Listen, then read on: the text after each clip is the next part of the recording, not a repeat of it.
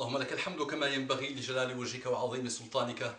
اللهم لك الحمد حتى ترضى، ولك الحمد إذا رضيت، ولك الحمد بعد الرضا. اللهم لك الحمد بالإسلام، ولك الحمد بالقرآن، ولك الحمد يا ربي أن شرعت لنا خير شرائع دينك، لا إله إلا الله، وأن أرسلت إلينا خير رسلك محمدا صلى الله عليه وعلى آله وسلم تسليما كثيرا.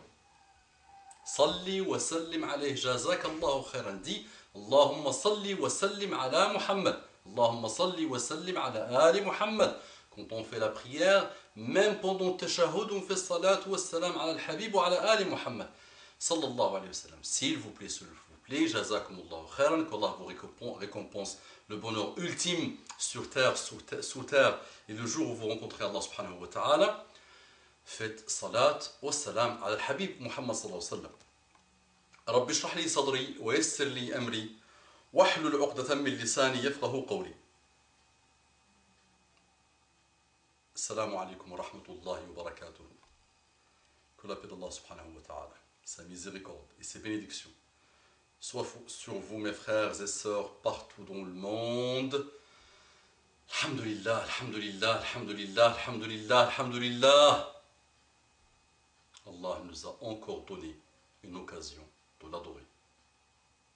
Dans n'importe quel domaine de notre vie, travail, maison, dans le véhicule, avec les gens, en regardant la télé, dans n'importe quel domaine, on adore Allah subhanahu wa ta'ala et on se rappelle de lui, on se rappelle qu'il nous regarde chaque instant, chaque pensée. Allah subhanahu wa ta'ala nous regarde. Ne l'oubliez pas. Bonjour mes frères et sœurs en humanité. Bonjour, bonjour, bonjour. Que Dieu vous guide. Croyez-moi que ce n'est pas pour le plaisir. Ce n'est pas pour le plaisir plutôt. C'est pas pour le plaisir, c'est une manière mauvaise de parler. Ce n'est pas pour le plaisir, cette langue française. Il faut respecter la langue, il faut respecter les langues, il faut savoir essayer de parler comme on peut.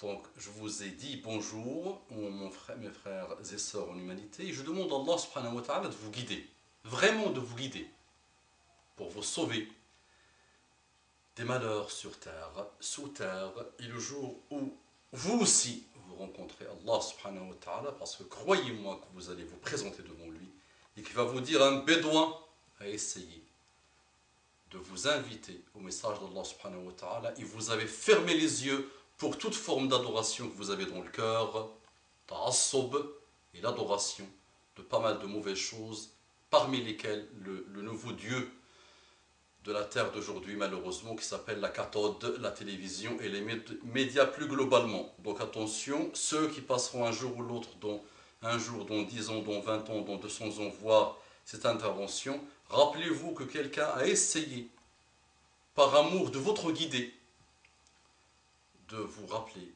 des choses. Cette intervention, Inch'Allah, sera dans le début d'une série qui parlera des nouvelles idoles. Donc j'avais parlé de la vidéo La main de Fatma me protège. Donc on va continuer sur cette série de cette histoire de 1, 2, 3, viva l'Algérie. 1, 2, 3, viva l'Algérie. Dans le titre ça va être ça, mais je vais vous mettre viva 3 points d'extension. Je ne vais pas mettre l'Algérie, Inch'Allah.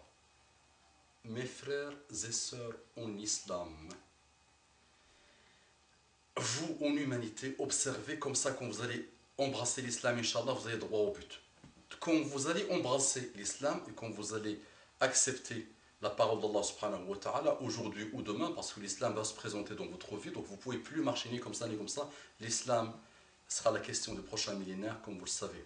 Et vous devez vraiment essayer de le comprendre, essayer de le connaître. Nabi Muhammad sallallahu alayhi wa sallam, regarde ce qu'il dit. Ash-shirku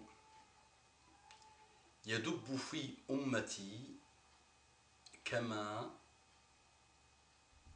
yadubbu an-namlu ala as-sakhrati fi al-laylati adh-dhalma. Donc, je vais essayer de traduire. الشرك في أمتي يخفى من دبيب النمل على الصفا في الليلة الظلماء. الشرك في أمتي أخفى من دبيب النمل على الصفا في الليلة الظلماء.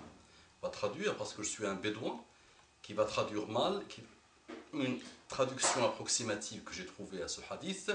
L'association au sein de ma communauté est plus cachée que la marche de la fourmi dans la nuit obscure, dans la pierre plate. L'association au sein de ma communauté, de ma umma, est plus cachée que la marche de la fourmi dans la nuit obscure, dans la pierre plate. Donc regarde ce que l'association, regarde comment elle peut être cachée, comment on peut parfois ne pas se rendre compte, tellement ça se présente avec un vêtement ou avec un habit tellement embelli qu'on ne se rend même pas compte, tellement embelli par les médias et tellement embelli par des mauvaises choses. Donc c'est ce qu'on appelle le nationalisme. Aujourd'hui, on adore des pays. Et oui, chacun de vous médite en lui-même ici les ravages de cette adoration de son pays dans son cœur. On adore des pays. On fait le wala, wal bara, des notions extrêmement lourdes et extrêmement dangereuses. Et la première partie que je prends, al-wala, al-bara, il est lourd la notion. Laissons les savants, Inch'Allah, l'analyser et l'étudier. Ils nous ont dit pas mal de choses sur cette notion de al-bara. Mais le wala, quand tu as ton pays pour lequel tu peux donner tout, pour lequel tu peux combattre des hommes qui ne t'ont rien fait, pour lequel tu peux mobiliser des médias, tous les médias de ton pays, pour dire que l'autre pays est un pays fils de bâtard, ou que c'est un pays qui n'a pas de religion, qui n'a pas de culture. Cette adoration du pays devient aujourd'hui, malheureusement, une nouvelle idole dans les cœurs. Shaitan, comme je vous expliquais, a eu l'intelligence pure de jouer avec quelques cerveaux, malheureusement, quelques cerveaux égarés, pour nous convaincre, pour nous mettre, nous personnifier de nouvelles statuettes. Et aujourd'hui, on a une grosse statuette devant laquelle des gens se prosternent par méconnaissance, par ignorance. À ceux-là, maintenant, aujourd'hui, il y a quelqu'un qui essaie de les inviter, Inch'Allah, doucement, intelligemment, par l'argumentaire, et surtout, parce que Allah subhanahu wa ta'ala nous a envoyé par l'intermédiaire de son prophète. Comment tu peux adorer ton pays? Comment tu peux, dans la rue, entendre des gens insulter Muhammad sallallahu alayhi wa sallam et ça ne te touche même pas? Comment tu peux entendre des gens qui insultent la Mecque, par exemple, et ça ne te touche même pas? Par contre, dès que quelqu'un ouvre sa bouche, dès qu'un match tu perds, dès qu'une de tes chanteuses commence à chanter, dès que ton shab ou shabba, ou dès que ton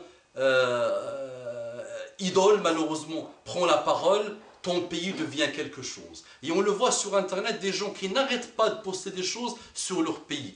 1, 2, 3, vive l'Algérie, en disant ce type de choses sur finalement la totalité des pays. Aujourd'hui, chaque pays s'adore. Chaque humain du pays, il tête le sein de patriotisme, presque la totalité. Et ça veut dire que tu peux parfois trouver la parole d'Allah subhanahu wa ta'ala et la parole de Muhammad sallallahu alayhi wa sallam, et si par exemple tu trouves que ça dérange ou ça pose problème à ton pays, tu peux malheureusement dire non, elle ne me plaît pas cette parole. Ou parfois quand il y a un raisonnement que tu adoptes qui est malheureusement mauvais, qui est contre l'islam, qui est contre le haqq, qui est contre la justice islamique, parce que ton pays a adopté cette manière de faire, tu le suis. Ça, malheureusement, c'est faire vraiment une sorte de wala à ton pays. Tu ne vis que par ton pays. C'est bien d'avoir l'amour du pays. C'est vraiment bien. Mais attention, il ne faut pas que le pays passe dans ton cœur avant Allah subhanahu wa ta'ala, avant son prophète. Et il ne faut surtout pas que tu fasses ce wala.